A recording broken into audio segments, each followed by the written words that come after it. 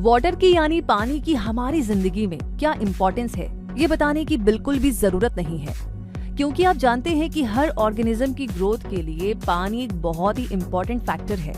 फिर चाहे वो हम ह्यूमंस हो या फिर प्लांट्स और क्रॉप्स ही क्यों ना हो, जिन्हें ग्रो करने के लिए कंट्रोल अमाउंट्स में प्रॉपर इंटरवल्स में वाटर की जरूरत पड़ती है। और जिस प्रोसेस में क्रॉप्स और प्लांट्स के लिए वाटर सप्लाई को प्रॉपर टाइम इंटरवल्स में कंट्रोल किया जाता है, उसे इरिगेशन कहा जाता है। और इंजीनियरिंग की जो ब्रांच इरिगेशन इश्यूज से डील करती है, उसे इरिगेशन इंजीनियरिंग कहा जाता है। ये सिविल इंजीनियरिंग की एक सब ब्रांच है जो वाटर सोर्सेज की मॉनिटरिंग और रीस्ट्रेनिंग की स्टडी से डील करती है। और इसका पर्पस क्रॉप्स ग्रो करने के लिए नेचुरल रिसोर्सेज से वाटर डेफिशिएंट एरियाज तक आर्टिफिशियल तरीके से वाटर हार्नेसिंग और सप्लाई करना है। कॉटन, डेयरी और एग्रीकल्चर जैसे रूरल वेंचर्स में इसे रेगुलरली यूटिलाइज किया जाता है। Irrigation engineering water recycling methods पर रिसर्च करने में तो इन्वॉल्व होती ही है, साथ ही वाटर लीकेज और इवेपोरेशन लॉसेस को कम करने के नए तरीके डेवलप करने में भी इन्वॉल्व हो सकती है। लेकिन इरिगेशन इंजीनियरिंग की इतनी जरूरत क्यों है? तो देखिए, क्रॉप्स के लिए जरूरी बारिश जब कम होती है या उसका अनइवन डिस्ट्रीब्यूशन होता है, तो क्रॉप्स की प्रॉपर ग्रोथ के लिए आर्टिफिशियल वाटर सप्लाई जरूरी होती है, जो इरिगेशन इंजीनियरिंग से ही पॉसिबल होता है। शुगर केन और कॉटन जैसी क्रॉप्स जो कि 12 महीने रहती है, उन्हें साल में जितने पानी की जरूरत होती है उतनी सिर्फ बारिश से पूरी नहीं हो पाती, और ऐसे में इरिगेशन से ही इस वाटर रिक्वायरमेंट को पूरा किया जाता है। और डेजर्ट एरिया में तो एग्रीकल्चर डेवलपमेंट के लिए इरिगेशन जरूरी है ही। और फिर इस फील्ड का मेजर बेनिफिट ये है कि एग्रीकल्चर इंडस्ट्रीज की स्पीड को इंक्रीज करता है, जिससे कंट्री की इकोनॉमी भी इंक्रीज होती है, जिसकी वजह से इस फील्ड में वर्क करने वाले इरिगेशन इंजीनियर्स को हाई पेड जॉब्स भी ऑफर हुआ करती है। इसका मतलब इरिगेशन इंजीनियरिंग का भी अच्छा खासा स्कोप है और आप इसमें अपना ब्राइट करियर बनाने के बारे में सोच सकते हैं। इसलिए अब आपको बताते हैं इरिगेशन इंजीनियरिंग की रेस्पॉन्सिबिलिटीज के बारे में। तो देखिए, इरिगेशन इंजीनियर एग्रीकल्चरल लैंड्स पर वाटर डिस्ट्रीब्यूट करने के लिए इरिगेशन प्रोजेक्ट्स के कंस्ट्रक्शन को प्लान और डिजाइन करने के अलावा उसे मैनेज भी करते हैं। इरिगेशन कैनल्स और रिवर डैम्स के कंस्ट्रक्शन के लिए वो रेस्पॉन्सिबल होते हैं।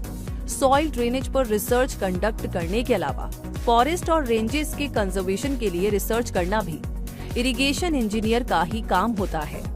उन्हें सारी जरूरतों को पूरा करने वाली एफिशिएंट और कॉस्ट इफेक्टिव इरिगेशन डिजाइन्स भी डेवलप करनी होती है, और site plans, specifications, cost estimate और एनवायरमेंट इम्पैक्ट असेसमेंट भी तैयार करने होते हैं। Traffic pattern, soil drainage and conservation problems, water supply and flow और अदर एनवायरमेंटल कंडीशंस को एनालाइज भी करना होता है, ताकि इंजीनियरिंग प्रॉब्लम्स को आइडेंटिफाई किया जा सके और प्रोजेक्ट के पॉसिबल इम्पैक्ट का अनुमान लगाया जा सके। इरिगेशन इंजीनियर की जिम्मेदारियां जान लेने के बाद में अब आपको ये भी तो पता होना चाहिए कि इस पोजीशन पर एफिशिएंटली काम करने के लिए आप में कौन कौन सी स्किल्स का होना जरूरी होगा। तो ऐसी रिक्वायर्ड स्किल्स हैं एग्रीकल्चर और इरिगेशन की नॉलेज, सिविल इंजीनियरिंग में इरिगेशन के एडवांटेज की knowledge, good communication skills, time management skills, quick learning skills, other related fields की नॉलेज एटसेट्रा। अब इरिगेशन इंजीनियरिंग के बारे में ये सब जान लेने के बाद अगर आप भी इरिगेशन इंजीनियर बनने का इरादा बना रहे हैं, तो क्यों ना इस बारे में भी बात कर ली जाए। यानी इरिगेशन इंजीनियरिंग में ऑफर होने वाले कोर्सेज, उनका क्राइटेरिया, एडमिशन प्रोसेस और कॉलेजेस के बारे में जान लिया जाए। तो चलिए सबसे पहले जानते हैं इरिगेशन इंजीनियरिंग में ऑफर होने वाले कोर्सेज के बारे में। इसमें आप डिप्लोमा कोर्स भी कर सकते हैं और यूजी और पीजी कोर्सेज भी।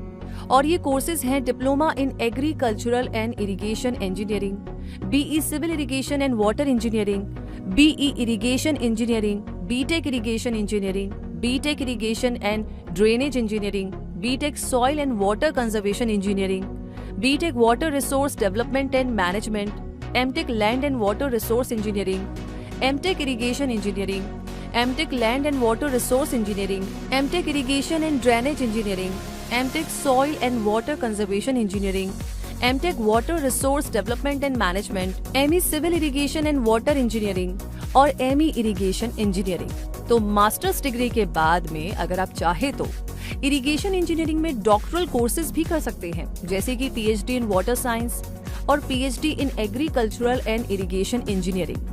जहां तक क्राइटेरिया की बात है तो इस एरिया में अपना करियर बनाने के लिए सबसे पहले तो आपको 10+2 क्लास किसी रिकॉग्नाइज्ड बोर्ड से मिनिमम 50 to 60% के साथ साइंस स्ट्रीम के साथ क्लियर करना जरूरी होगा।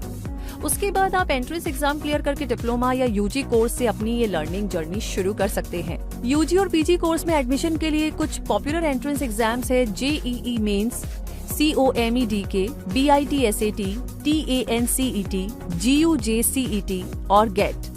वैसे इन एंट्रेंस एग्जाम्स के सिलेबस में मैथमेटिक्स, फिजिक्स, केमिस्ट्री और बायोलॉजी सब्जेक्ट्स कवर किए जाते हैं और बहुत सी यूनिवर्सिटीज यूजी कोर्सेज में मेरिट रैंक के बेस पर भी एडमिशन ऑफर करती हैं। वैसे इरिगेशन इंजीनियरिंग में कवर होने वाले कुछ मेजर सब्जेक्ट्स होते हैं engineering mathematics, engineering chemistry, engineering physics, engineering mechanics, integrated water resource management source, water conservation engineering, fluid mechanics, theory of machines, drainage engineering, water resources engineering, applied hydraulics, land management, hydrology etcetera.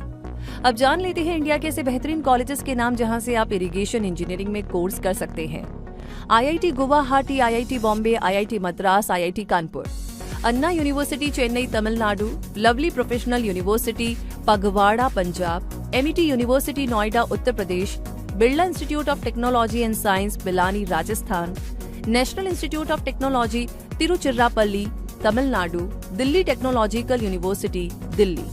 वैसे जहां तक irrigation engineering के job roles की बात की जाए तो इस फील्ड में आप chief engineer irrigation, water resource engineer, irrigation manager, irrigation consultant, research assistant, project manager और एग्रीकल्चर एंड इरिगेशन इंजीनियर जैसी पोजीशंस पर काम कर सकते हैं और consulting company, water resource management, drainage design and system management, farming companies etcetera में job के लिए अप्लाई कर सकते हैं।